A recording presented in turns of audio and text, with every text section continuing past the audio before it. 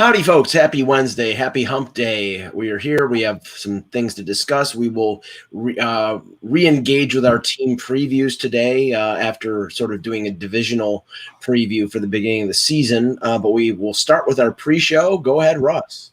Well, here's an ode to the biggest fair weather fan base in baseball, the Los Angeles Dodgers fans. They get to the game late. They leave the game early.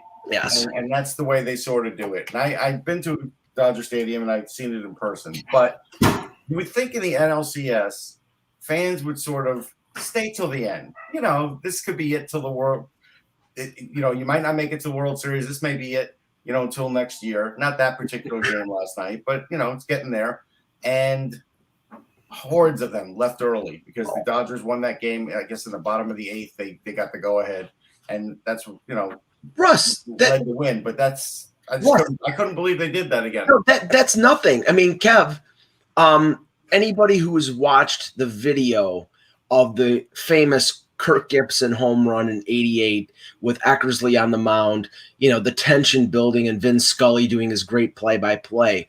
As the home run is flying out to right field, you see the cars leaving the parking lot at Chavez Ravine and people hitting their brakes because Gibson hit the home run. They were leaving even when they were down a run in the ninth inning of a World Series game, and it was game one. No excuses. I don't care about traffic. There's traffic everywhere. Yeah. Well, I'm not sympathetic either, but having spent some time out in Los Angeles, that traffic, I've seen New York traffic and I've seen LA traffic.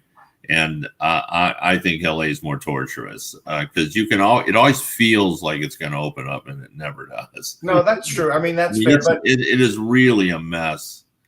But if you go to a game like that, Kev, I'm with you. I'm with you on it. I don't understand that. I don't understand leaving early. I don't get it. But I do understand that for some, traffic is such a way of life. And when I had a little bit of experience, I lived right outside Washington, D.C. And, I still, tell the story when, I had young kids and if you needed milk or bread, you'd say you were going to go out to get it. Then you'd look and say, oh no, it's 6:00 and we'd have to wait an hour because you never would want to go out until rush hour was over. Cause it was just, you just couldn't get anywhere.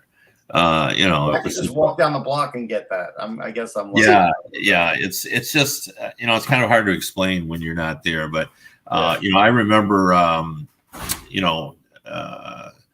trying to get to a Mighty Ducks game, and all the hotels close by were sold out, and I had to stay about what would have been under normal circumstances a 30-minute drive, and it took me 2.5 hours one time to get there, and it didn't even seem that bad. You know what I mean? Like you looked at the traffic, and it just seemed like that it took only one car could get through a light, and it was hard to explain why it just took so long. So, well, yeah, Funky is being a troll in the comments. First of all, Yankee fans are not fair weather. They attack their team because their organization says we're going to win championships, and they can't even get to the World Series more than once in the 21st century. And I'm sorry, we're talking about that Bills game when they were down 35-3 to the Oilers. Who wouldn't have left? It was the second half. They were down by 32 points. That was the greatest comeback in NFL history. Yeah, I give him a pass on that one, and I don't like Bills fans. I give him a pass. Yeah. Now, the other thing I wanted to bring up in the and I messaged everybody, and I don't know if you've got a particular song, but I had to walk into this morning to get my morning muffin. And I'm walking into a supermarket, and of course they got the music playing, and they have a song on there, and I won't reveal it right now. I'll reveal it before we start. I want to get everybody else's choice, but a song on the music that is just one of the most annoying popular songs out there. And it's one of those songs where after you walk out of the place, it's in your head and you can't get rid of it, even though it sucks. Russ, is there any song that fits that description for you? Yeah, when I heard it on television on an ad, It was the Barry White "Can't Get Enough of Your Love, Babe."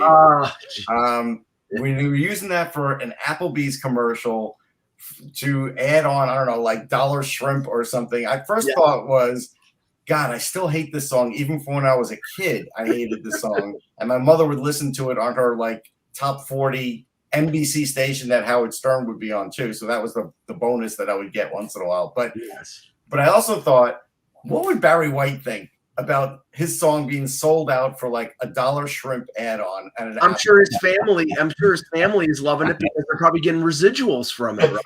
That is a great line, Russ, that it's sold out for a shrimp add-on. I love it. Now, Kevin, do you have one? I don't have one, in my grown-up years, just because I just, don't give it enough thought to do that. I'm sure there are songs that I've heard enough that I don't want to do it. But I will say when I was a young man, I just hated when the Monkees were on. Oh, really? I was a big fan, but I was a kid. I just couldn't, I was a Rolling Stone guy, Beatles, and when the Monkees just seemed like they were an affront to your sensibility. Well, they were almost to me like the forerunner to the boy bands, where they were sort of a media creation as opposed to guys who had sort of paid their dues in Liverpool at the in the nightclub scene and all that. I think Boyce and Hart wrote all their sonds. Yeah. So it's just, that's the only one. It was a TV creation, yeah. Although it must be hard for you, Mike, because isn't there like a long list of annoying songs for you? Like,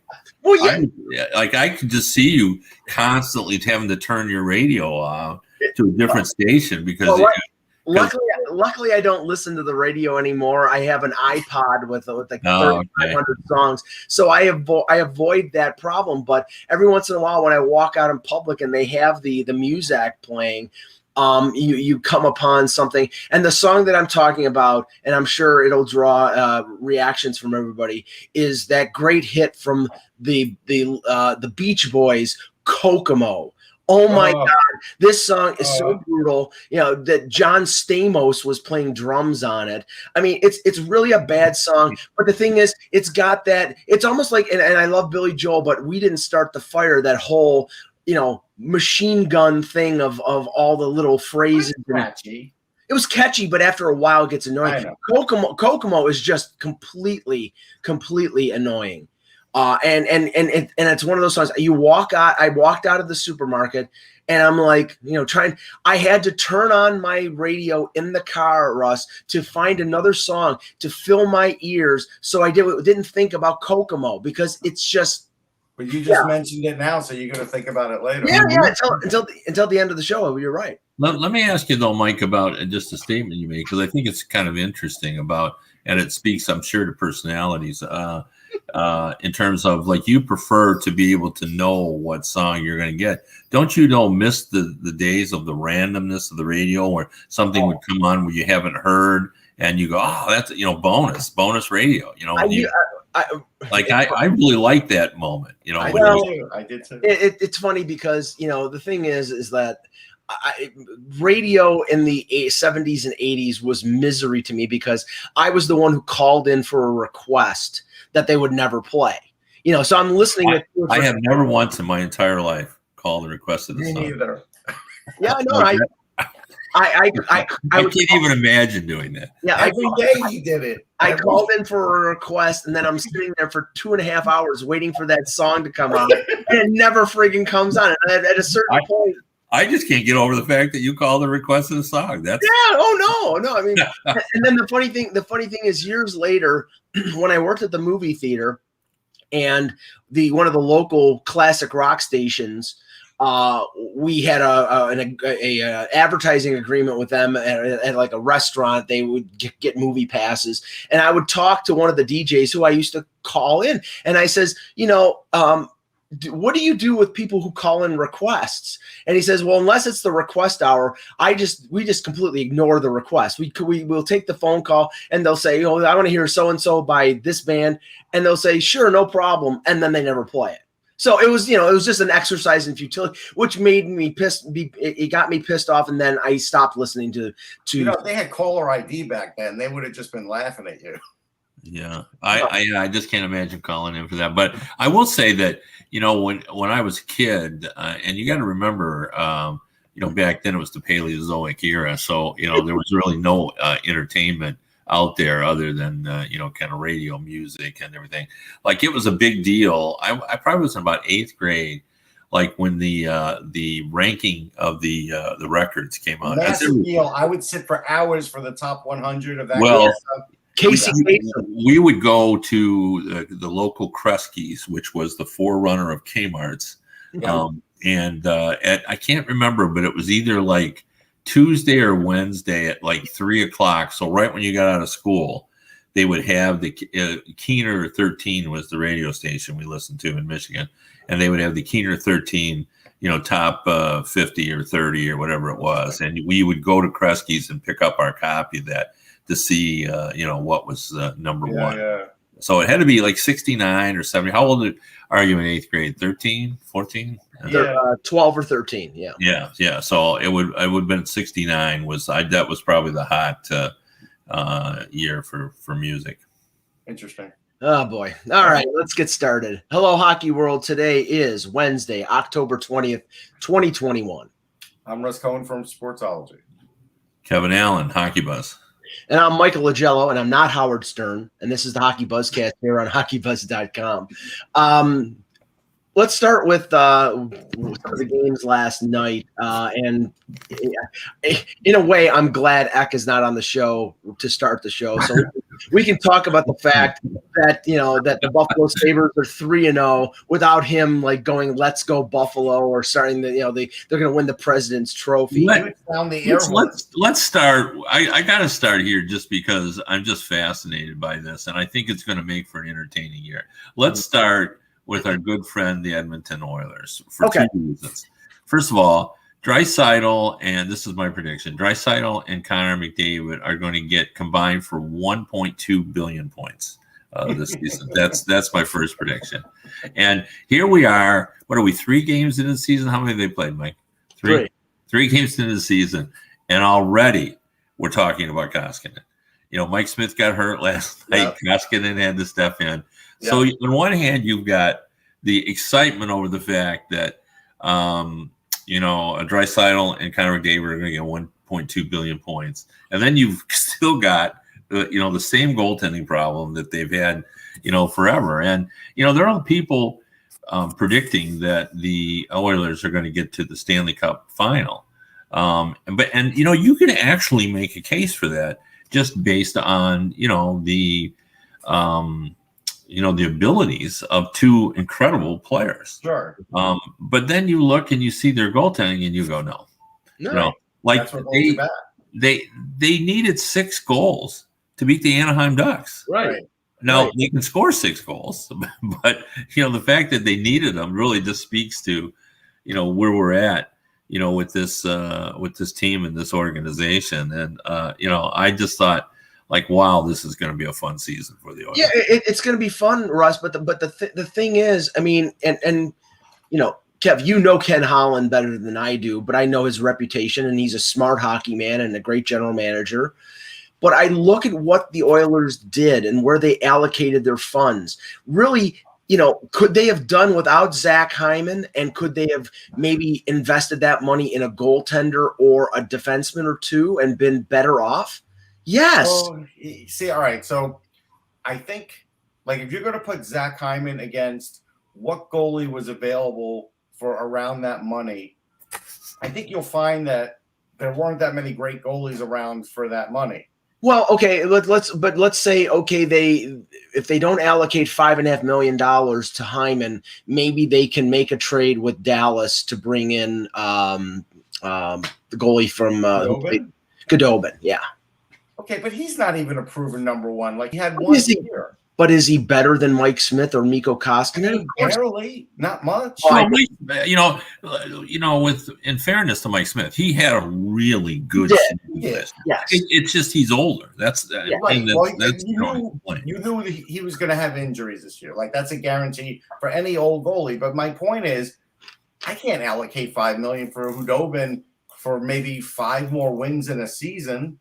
Well, no, Khudobin's at 3.5. He's already signed. So I'm saying you could have allocated. You could have made a trade, probably trade something out to get Khudobin. Yeah, what do you think they'd want though? Again, they're going to hold me up for one of my good young prospects for Khudobin, who's barely a number one. Like I don't think there were a lot of opportunities for them to pick up the goalie they needed. Now, if they could have gotten somebody like Craig Anderson, who's currently undefeated, fine. But that's not going to last either. Well, okay. So, for 2 consecutive years, the Oilers, and I'm drawing a blank on who the big goalie in free agency was that they were pursuing this year. Oh, it was Grubauer. I think it was Grubauer.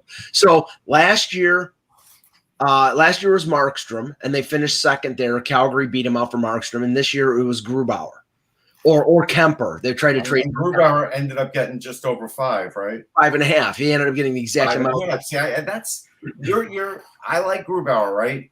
But I also they would have locked him up to the contract that the Kraken did. They also tried to trade for Kemper, and they got outbid by Colorado. So in all these instances, they finished second. They weren't willing to pay the extra price to get the goaltender. And I don't know how severely injured Mike Smith is, but he is 40. And and if they have to rely on Mikko Koskinen and I think Stuart Skinner is their backup now, they're in deep crap. I'm sorry. I will say this, and I don't really want to defend Ken Holland, but if I were him, though, I see the point in that, like, how much am I really going to bid on Darcy Kempner, where he also has an injury history, whether he's young or not. Right. He does.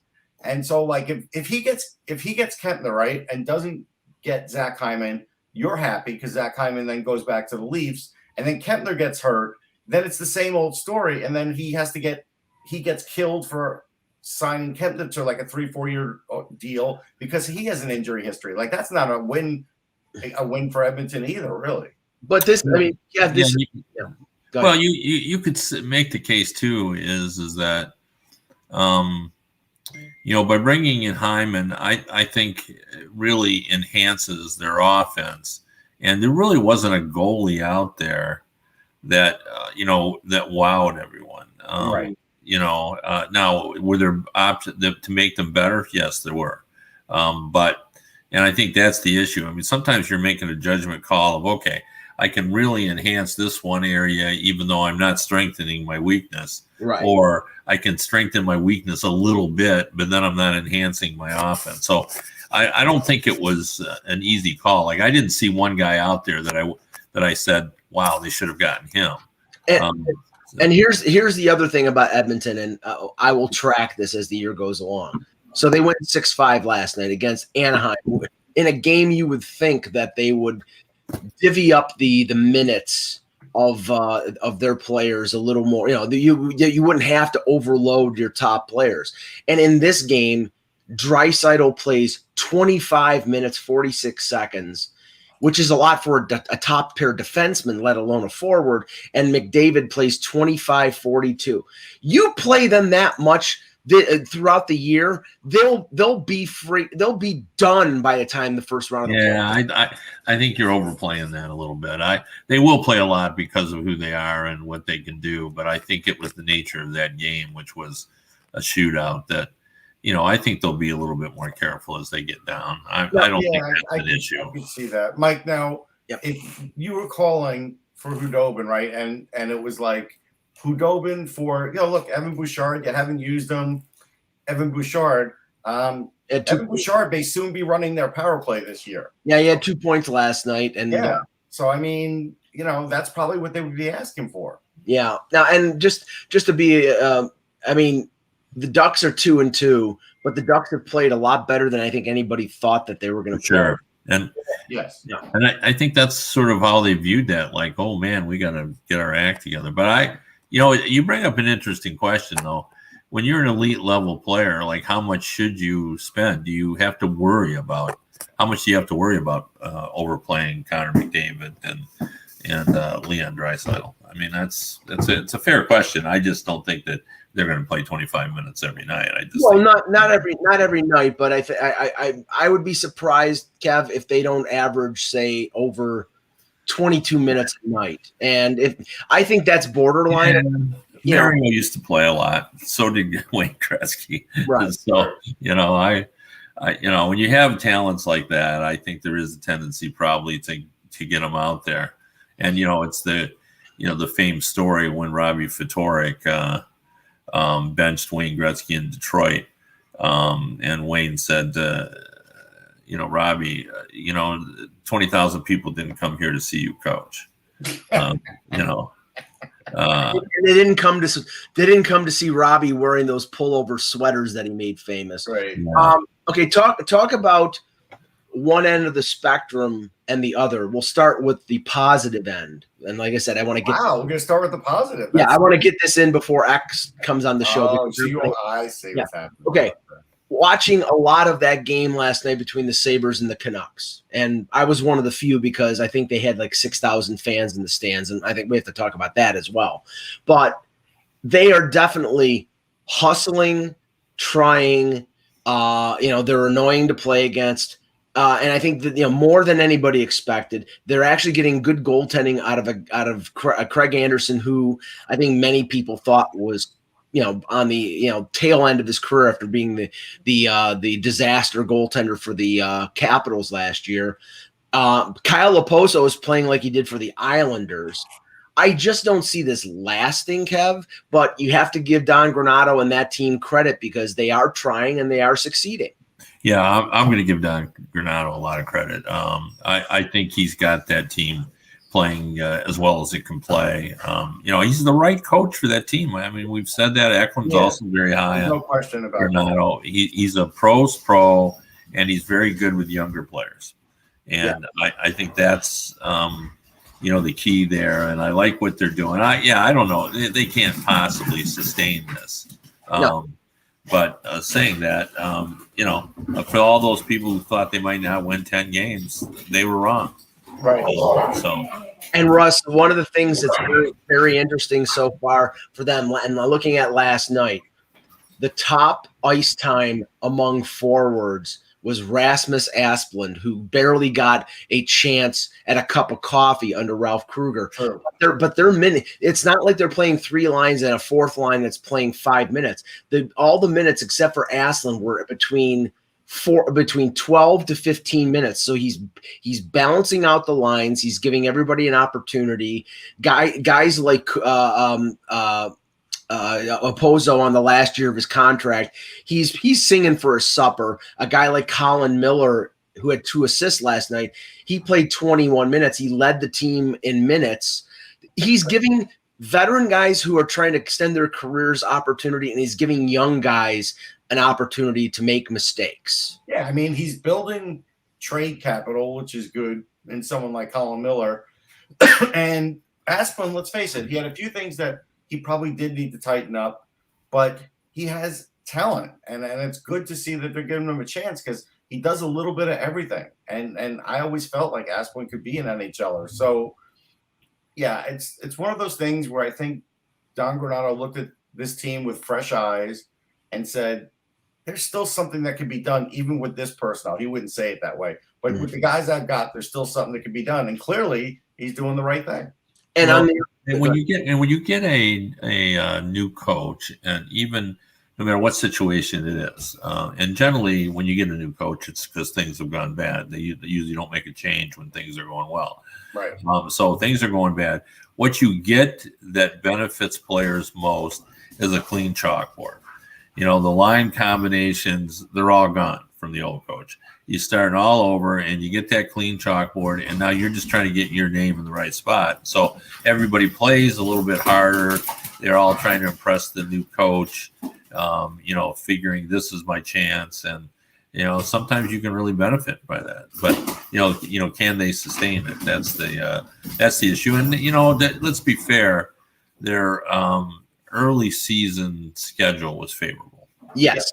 3 games at home, 1 against Montreal in the second of back-to-back, 1 against the worst team in the league in Arizona, and now Vancouver at the end of their East Coast road trip. Now they think they go on the road and it gets a lot tougher, and then we'll see what happens. Just have to say this about the Canucks. Without Quinn Hughes, who's sort of the catalyst of their offense, they looked positively anemic, Russ. If you look at their defense with Hughes out of the lineup, Ekman Larson played 26 minutes, and they can't do that anymore. That's right. Yeah, that's exposing him. He's not the same OEL anymore. Yeah. And look, we talked about Hughes. Obviously, it's a massive thing for them to have him in the lineup. But if you have no Hughes and you're going with Ekman Larson, he can't be your number one. No, but he was forced into that position. Now at the other end of the spectrum, and I could dine out on this for 45 minutes, Russ. How about them Montreal Canadiens? Well, I mean, on Sirius XM, because they asked me, and on this show, I felt like they were going to still lose, that game and go 0-4. And I said it.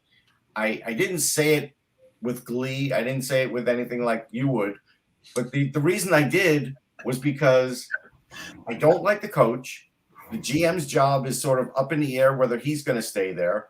They lost all these players. There's a lot askew there right now that they're going to have to work through. And so I knew they were going to, lose that game because San Jose is playing very hard. They know they can't, they can't mess this up. They've got to try and win anything they can because they know they're not a great team. Whereas Montreal, they're trying, but they're now relying on their young talent and a few veterans with no Carey Price, with a coach that really, I don't think could coach at the NHL level, with a GM that, like I said, we don't know if Mark Bergevin will even be coming back. And I just think everything is going wrong for them. Everything. Yeah, nothing sums up the Montreal experience greater than last season during the Stanley Cup final. I remember seeing a tweet from a fan who wrote, "I don't care if we win the cup, Ducharme has to go."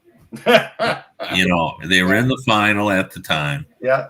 But that's what he said. And there's so much pressure on it. And you knew that, you can't lose a player of the magnitude of a Shea Weber or a goaltender, like Carey Price, or a checking center like Danault, and then expect to be the same team. I mean, those are three players who are critical to what the Canadiens did to get into the final last season. And, it was all about their defense. And, when you take away Danault and Weber from that and Carey Price, well, that's, pretty significant. And, the momentum is gone. They were a momentum team. They rode that wave of optimism and momentum, and now that's been eroded and it's gone. And now, they're left with just the bare bones of what they were before, and it's not good enough. Yeah, and also talking about Erik Karlsson, who people dump dirt on, and maybe this is him being completely healthy again. He's got 4 points in 2 games. Yeah. Also, he's playing fewer minutes a game, and maybe that's a big deal for him for the kind of hockey that he plays. Even though he's only 31, he does expend a lot of energy out there. Maybe that is a good formula because right now Erik Karlsson does look good. Yeah, and his feet are like 45. Yes, he's 31, but his feet are 45. Yeah. Yes, and if he is back to being anywhere close to the double Norris Trophy winning Erik Karlsson, then San Jose is probably a 500 team instead of being down there with the Arizona and Buffalo. I had them higher than you guys did. That's I know you did. Are they a 500 team with that goal? No, I don't know about 500, but they'll be better than those teams. That's true. Yeah. In the Battle of Florida, which continues to be a heated struggle, the Florida Panthers beat the Tampa Lightning 4-1. Anton Lundell scores his first NHL goal. Russ, Sam Reinhart with a couple of assists. Again, I picked Florida to win the Atlantic. I think they're, with the additions that they've made, they're a much more solid lineup throughout.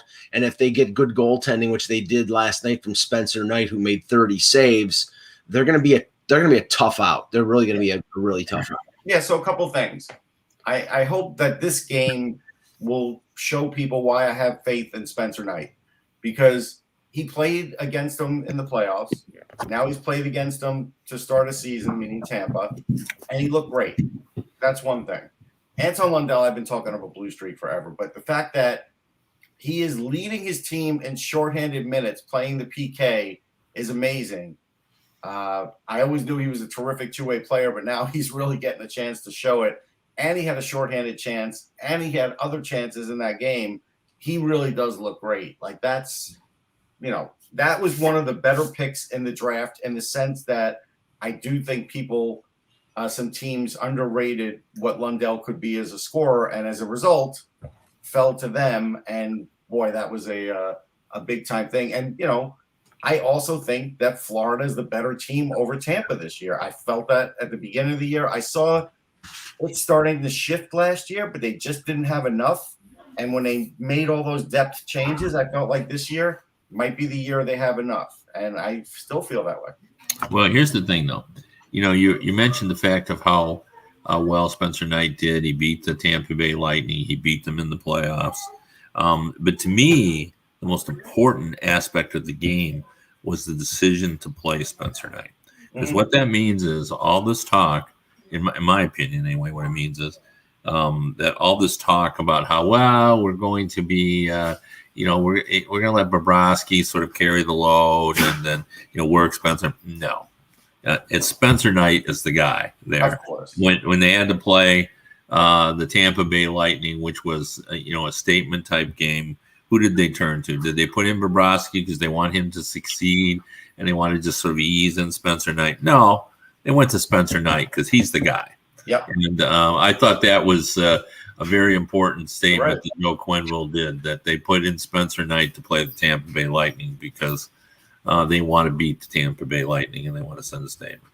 And, okay, we know that Joe Quenneville has his favorites. He will play them a lot more than the players that he sort of just has to deal with. Like when Stan Bowman would go out and trade for somebody that he didn't particularly want on the team, like Trevor Daley, I remember back in the day. He'd play Trevor Daley 7 minutes, and he'd play Duncan Keith and Seabrook 26. Last night, Brandon Montour, who they traded for at the deadline last year and signed to, I think, a 4-year contract, he played 11 minutes, and Gustav Forsling played 23. Okay, I love Gustav Forsling's one of his guys. I love Gustav Forsling. And he's got 4 assists this year, so he can't really complain. But I'm just saying, it's like he definitely, Aaron Ekblad had played 25 minutes. He loves Aaron Ekblad, and Ekblad is one of the best defensemen when he's healthy in the league. But Gustav Forsling with him and Mackenzie Weegar played the same amount of time. Yeah, those are his guys. He doesn't care about your contract. Now, I will say this, though. Montour's game has been slipping for years. It has. Yeah, but that doesn't. Mike's point's still the same. It is. Your general manager signed the guy for 4 years, and the funny part of that story is, I could see Joel Quenneville, who's a very nice man, saying to Bill Zito all the time, "Oh yeah, fine acquisition, great, happy to have him on the roster and everything else." And then when time comes, he just doesn't play him. Right. I'm sure he didn't walk into his office and explain that either. No, he just, he's going to do what he's going to do. And, and if Bill questions him on him, he just holds out his hand with the Stanley Cup rings and says, right, this is what I do. So now on the other side of this game, Tampa Bay, obviously with the Kucherov situation, we know it's going to be a long-term situation. Cap Friendly tweeted out today, the Tampa Bay Lightning could place Kucherov on LTIR, but eventually he's going to come back. So they can't replace him. They can't go out and make a move and add a player to replace him because eventually Kucherov is going to have to come back and be on your cap. Could they go out and trade for somebody like, and I'm using this as an example because I talked about this before the season. Could they go out and trade for Ryan Kessler, who's out for the rest of his career, to put him on LTIR so they can add another player? I'm like, okay, Tampa Bay is not going to do this year. They sold out to get 2 Stanley Cups. Now the Piper, they paid the Piper this year. They lost their entire third line and Tyler Johnson. I don't think they're going to sell their soul, Kev, to add another. Yeah, I think they might sell a piece of it. They're playing with house money. Okay. They've got 2. If they could win 3, boy, and when you look at, what the Islanders face with 21 teams, when, there was only 5 or 6 teams in the league who could win a cup, and what the Lightning are facing with 32 teams, with 20-some teams capable of winning the cup. Like if they could win 3 in a row Like, what would we say about this organization? I think given the right opportunity, they would sell a piece of their soul. And I think they're already scheming. I think Julien Brisebois is behind closed doors. Now, that doesn't mean he will, because, we don't know that there's the right opportunity out there. Right. But if he could figure out a way, because the other thing is you could do is just go ahead and trade for the guy and say to yourself, well, somebody will get hurt or I'll trade somebody, Well, this is a funny suggestion, but not so funny in the sense that I think Arizona would be open to doing something like this, because the cap means nothing for them this year because they have so much dead money. What if Arizona retained money on Phil Kessel and traded him to Tampa Bay? Kessel is still a an effective, and I know that you wrote about this before the season, Kev. He's still an effective player. He still can play on a power play. He can still score goals. If they retain 50% of his salary, that would be like $3.4 million. That might be something that you could fit in if you trade something to Arizona. That might be a move that they could make that would be impactful short term. I tried to go ahead. Well, I was just my question was actually going to be to you, Russ. I was going to say, what's your thought? Because I just don't have a feel for it of whether Kessel would fit well with Cooper. I don't think he would. Yeah. I don't think I he wants more up-tempo guys. Yeah. Well, Kessel didn't fit with Babcock because Babcock made sure that he was traded before I think he was traded even before he coached him a game. But Cooper, if you could give Cooper Yanni Gourde back, or he would take him over Kessel. Yeah. He just would. The Seattle Kraken. Before you do that, Mike, there is some breaking news. Go ahead. So Mark Bergevin did come out and say, Pagnotta put up the quote that he said that he says it's really a long shot that Shea Weber ever plays in the NHL again. Right. So now we have to ask the question, is he going to retire at some point? And if he does, that hurts Nashville. No, he will. Honestly, Russ, I think he'll basically it'll be like a Kessler, and he'll collect his. Even though, I looked at it, I'd have to look at it again, but the amount of money that he gets is significantly less than the cap hit. I think the cap hit is like 7.5 or 7.8, and he's getting like $2 million next year, $1 million at the end of that deal. He would really screw the Predators if he retired early. I think he'll collect that money and just ride out the contract rather than. Yeah, I mean, there's really no reason for him not to do that. Yeah, unless I just had to ask the question because we know it's an issue. Now, just because Eck wrote something about this for his blog, he said that Montreal will not be patient. Obviously, they're 0-4 right now. Just to go back to this for a second, but okay, they lost Danault in free agency. They lost their number one goaltender. They lost their number one defenseman. They lost two centers on top of Danault. They lost Kotkaniemi as a free agent.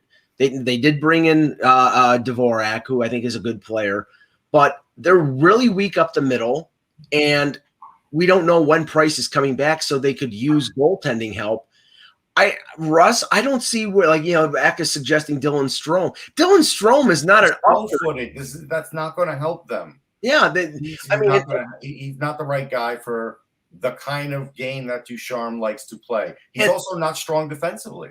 And there are some people, Kev, who are floating, an Eichel connection to Montreal. But people have to realize Eichel will not play for 3 to 4 months. Yeah, that doesn't help him in the now. Nothing. That's the problem. I mean, in the long term, it would be a nice fit for them. A Suzuki, Eichel, 1-2 center is, that's pretty good. Yeah. Again, you got to see what the return would have to be before you can even comment on that. But I'm sure they're interested. I bet they poked around at that. Why wouldn't they? Yeah. I think half the teams in the league have poked at it to see what it would cost. But it makes sense if they're going to do something. It makes sense for them to do it now when things are really kind of screwed up. I wonder if they could get something of value by trading Shea Weber's contract to someone. Well, I mean, that would be, for teams up against it on the cap, like Toronto, like Chicago, who's looking for a defenseman. Yeah. They're desperate and I'm not talking about the Weber contract, but Montreal could try and get Tarasenko if they're desperate. He is playing. He's got a point in 2 games. Like, that's the kind of guy that maybe could help them out of this with some just old-fashioned goal scoring. Because you give Tarasenko enough time on the ice. Yeah. I like that, Russ, because I've always had the feeling that the Russians, when you hear about them, about where they'd be willing to waive their no trade clause, almost always Montreal is on the list for the Russians. Yeah, like there's a romance. Kovalev, Kovalchuk. Yeah, there's a romance that Russians have with playing in Montreal.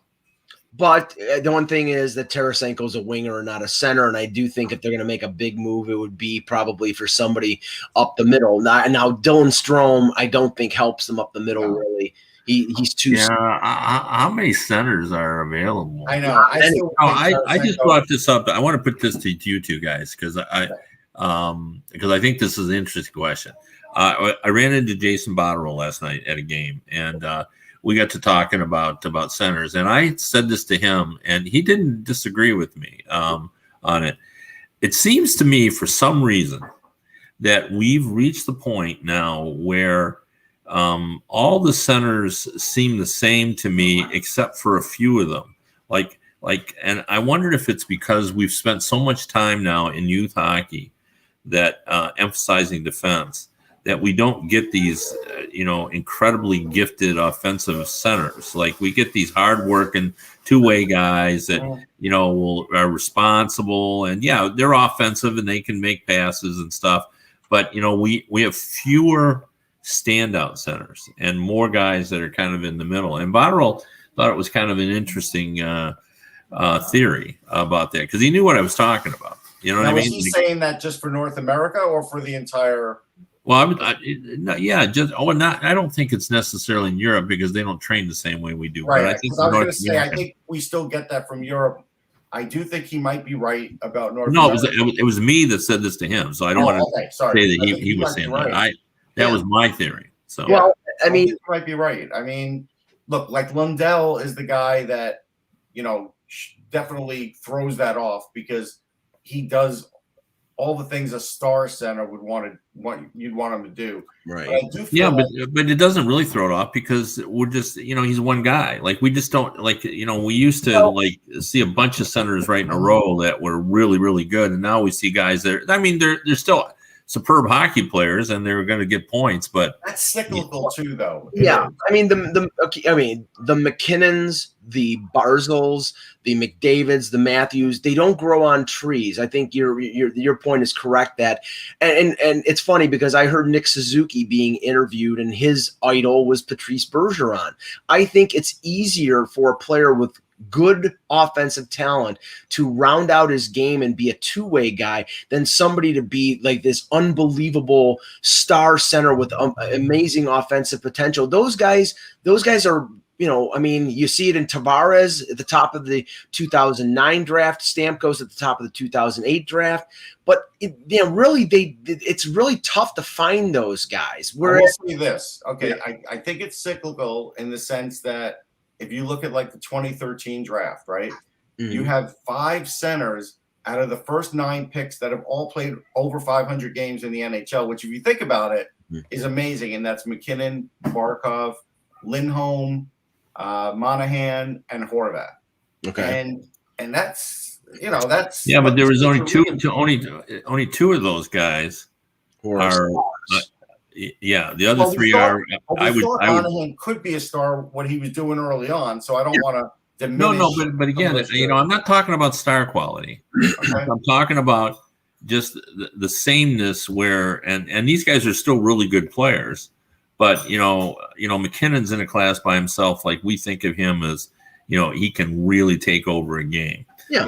But most of those guys you just mentioned are all just in the group of really good centers. Now, again, they're exceptional players, and you can be a star, right? But I'm just saying that the guys that we know just for offense, like back in the '80s, there'd be a slew of guys that came out. Yzerman, Howardchuk, LaFontaine, like all the time we had guys that were coming out that you thought about as real exceptional offensive dynamic centers. And now we're getting a steady stream of guys that, they do it all and they're going to help their teams and they're going to be number one centers. Right. But they're not quite the as dynamic. Well, I do think the point that you make that's a good one is the pressure to do it all.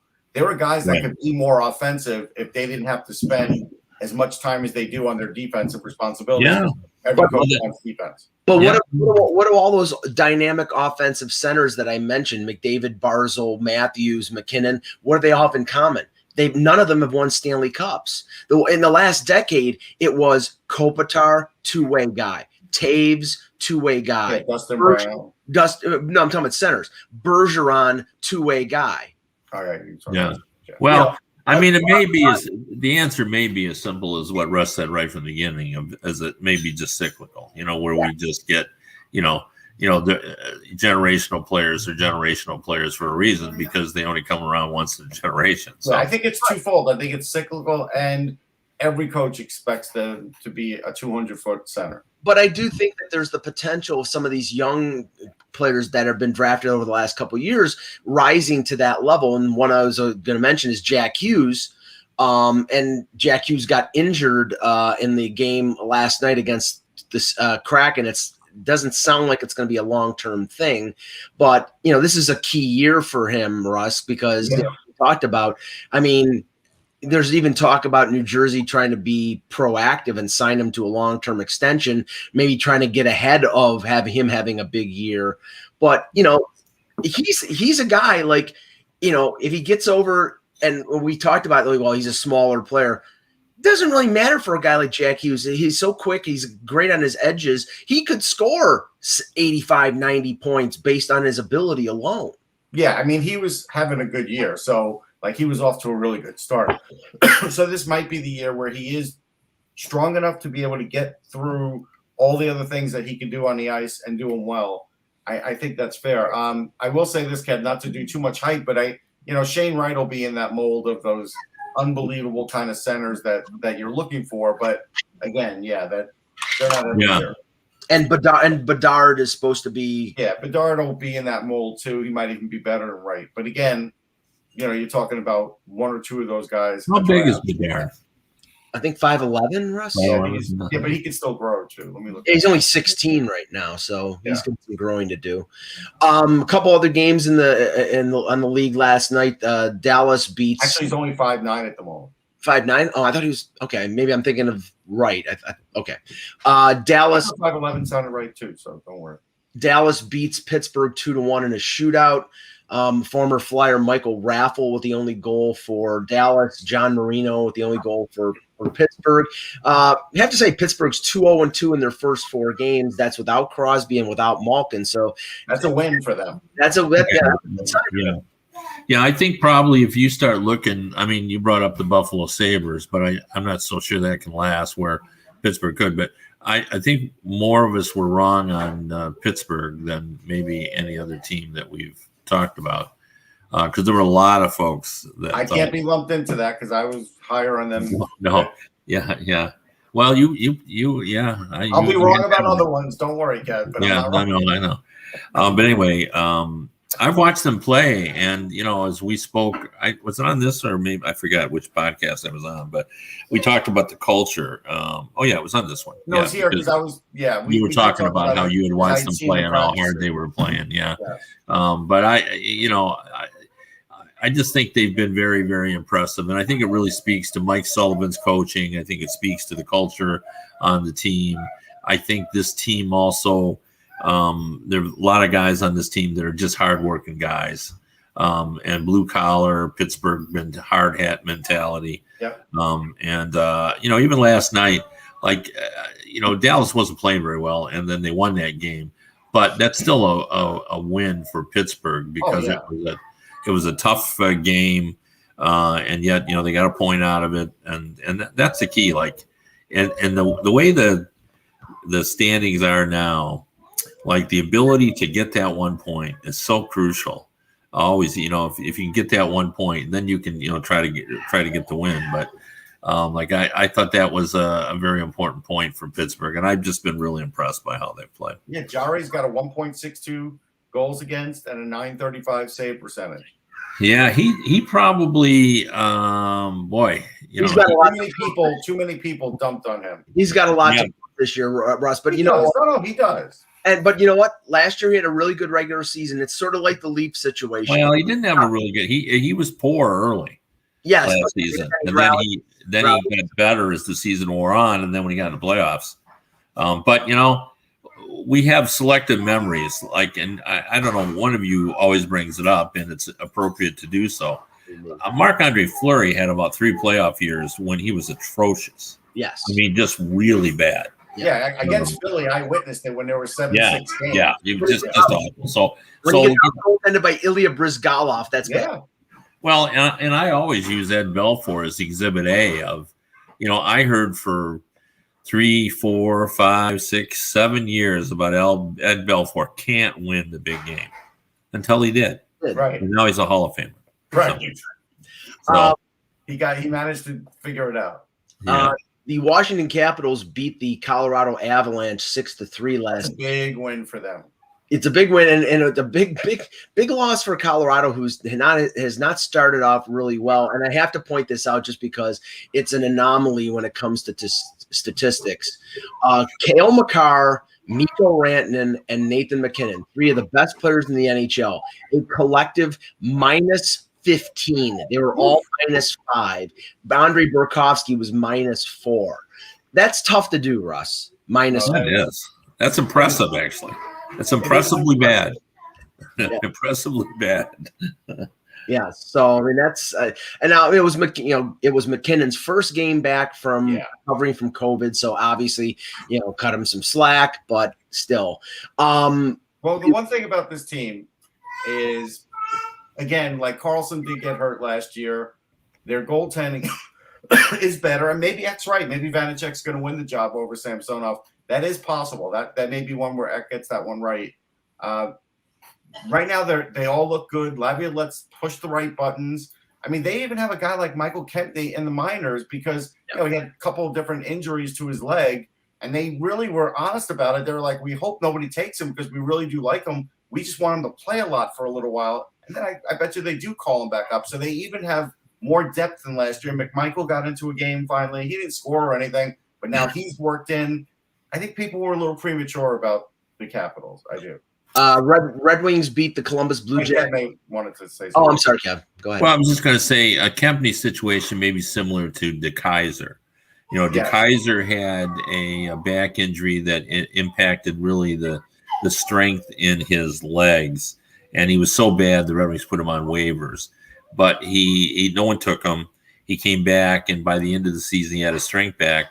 And now he's an alternate captain, playing very, very well on a defense that's playing. It looked bad for him. It did. It did. So I think this could be a similar situation. And I think Capitals know that if he can get his legs, back going again. But I think the Capitals have also. Isn't it kind of ironic that both Pittsburgh and Washington, 2 teams that people were predicting down, who are really intense rivals, They're pride there, Kev. It's like everyone buried them, and a lot of other people buried them and said they're not going to make the playoffs, and that the Bulls and the Rangers are going to be better than them. And there's pride there in those teams. Yeah, is there anyone more prideful than the Lion himself, Mr. Alex Ovechkin? Yeah, I mean, he's behind Brett Hull now, or is he one behind Brett Hull?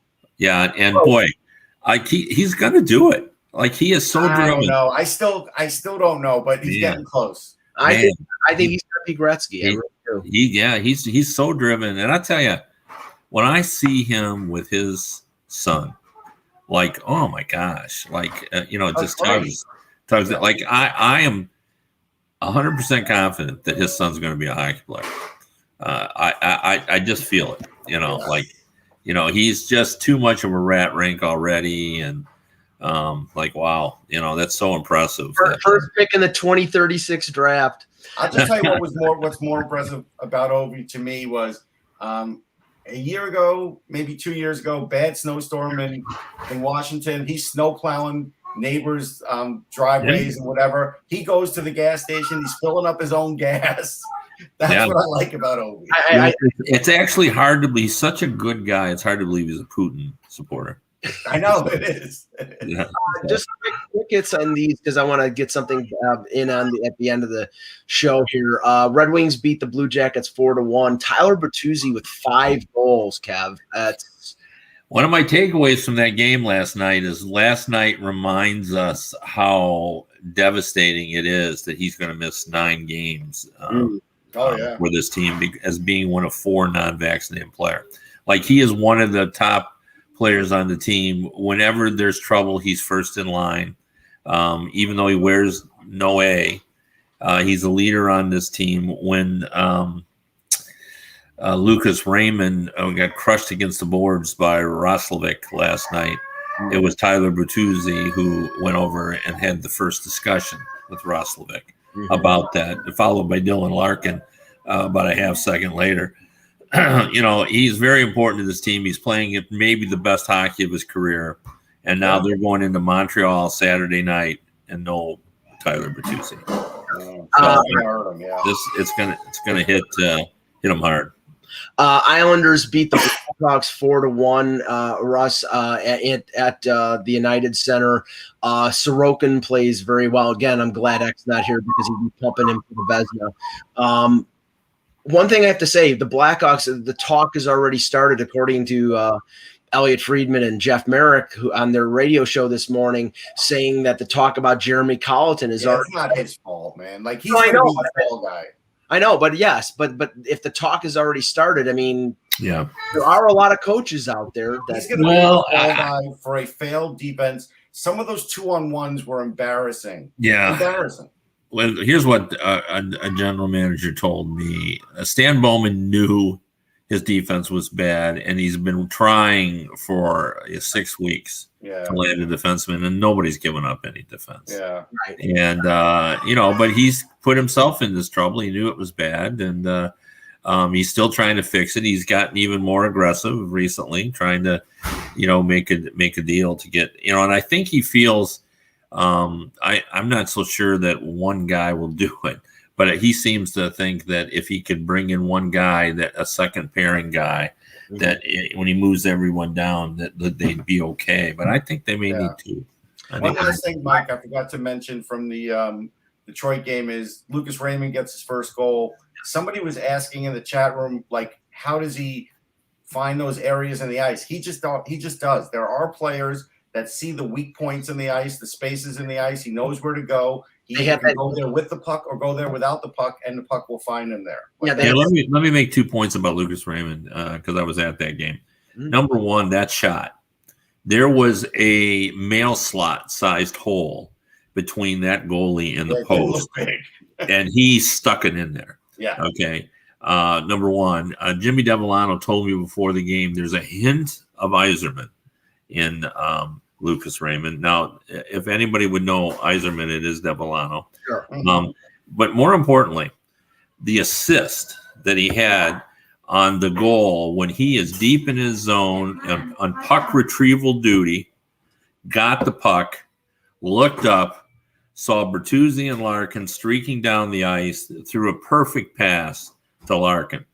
And that resulted in a goal, a tic-tac-toe goal between the two players. But if Raymond doesn't get that puck and doesn't spot those guys with a perfect pass, that goal doesn't happen. And it was a secondary assist, but I think it really showed his vision and why he can be an exceptional player. And special. I liked him over Holtz. Yeah. Well, I mean, the fact that he was talked about as a possible number one before the season. Yeah. I think that's kind of says it all. And I think that's where that kind of drew Yzerman's initial interest in. But what they didn't know about him was, did he have heart? And now I think they know he does. He does have some heart. He's got 3 points in 3 games. He's already a good two-way player. Like, he was always a good two-way player. Yeah, no, they're pretty happy about him. But I would say this: I don't think it's a lock that he'll be with the team all season. He's still got to prove it to them. That's fair. And I think Joe Veleno has 3 goals in 2 games with Grand Rapids. I wouldn't be shocked at the next injury he's up.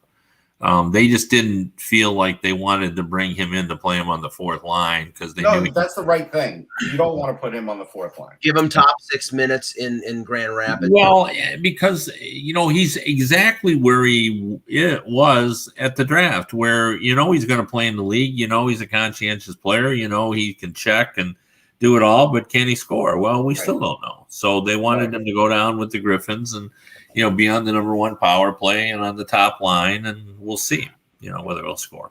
2 other games. One was rather unspectacular. The Nashville Predators beat the LA Kings 2-1. The other one was wild, and I've been told I should watch the overtime between the Minnesota Wild and the Jets. 6-5, Joel Eriksson X scoring on a power play.